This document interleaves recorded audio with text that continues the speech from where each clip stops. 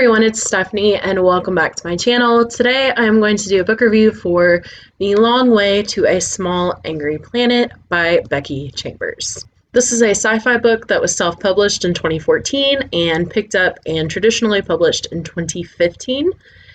And it follows the story of Rosemary, who is trying to get away from something in her life. Through a series of circumstances, she ends up accepting a job on this tunneling ship, the Wayfarer. The Wayfarer creates portals or wormholes to different planets or parts of space. Shortly after accepting a position and arriving on this ship, the crew of the Wayfarer is offered this almost too good to be true job or mission, and they accept because the benefits are just so fantastic. And the story progresses from there. While this book does have a good overarching plot, it's really a character-focused and character-driven novel. Each chapter is pretty episodic in nature. It feels like a complete book, but each chapter kind of has its own resolution. The characters are just really what made this book and this world come alive.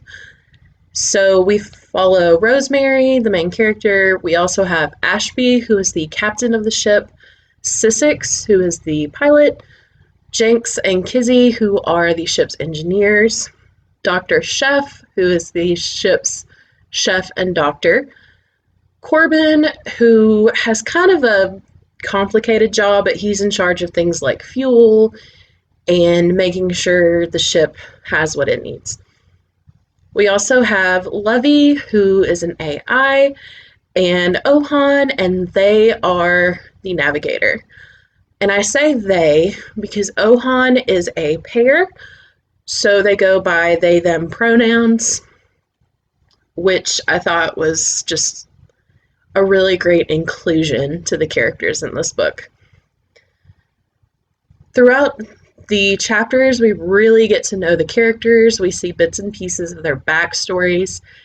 And the nice thing about getting some of these backstories is we get to explore a lot of different issues. So not only do we have interspecies relations, interspecies politics, we have actual interspecies relationships. And when I say interspecies, I don't mean like here on Earth where but in space you have humanoid species and then we have aliens or non-humanoid species. And this world, there's so many humans were basically saved. They're not on Earth anymore. So we have a great variety of alien species. So a lot of the characters on the ship, they are not all human, and it was so cool to see their interactions and their cultures mixed together. For example, Sissix comes from a culture where touching isn't always sexual. It's something they're very comfortable with, and it doesn't mean what it means now. Like, she can just go up to Ashby, put her head on his shoulder, and pat his knee, and it just means she's there for him. It's nothing to look into. Things like that. I just love them so much. And it's one of those things, it reminded me of that quote from The Fault in Our Stars, and I'm so sorry for being cheesy like this, but it said, I fell in love like you fall asleep, slowly and then all at once. And it really felt like that in this book. You get bits and pieces of the characters, and each chapter kind of focuses on one more than the other. And then next thing you know, you're just on the edge of your seat because you don't want anything to happen to your babies and you love them so much. And when I first heard about this book and the interspecies relationships part, I was like, what? And I was talking to the people in my book club because this is our January pick, and they said, no, it's not what you think. It's actually quite lovely. Don't worry about it. It's not anything horrible. And they were right. It's actually, the relationships in this book are quite lovely.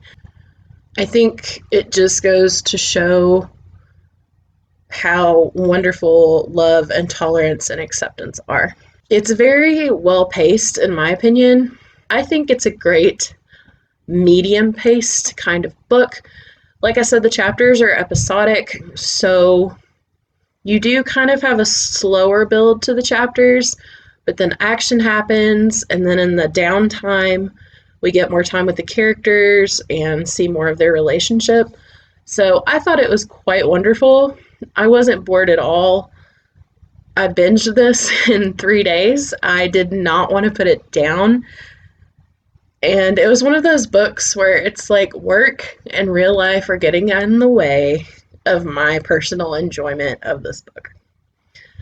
The world building is done in a subtle way. The way she writes it in the dialogue between characters and the descriptions, I thought was really well done. It does not feel info dumpy at all. You just kind of pick it up as you go. And I think part of that is the setting for most of the book is in the ship, the Wayfarer, and space, not really on a particular planet. It's really contained, and it's mainly focused on the crew of the ship. I will say, I think, even though this book is very hyped up, I think it earned that hype.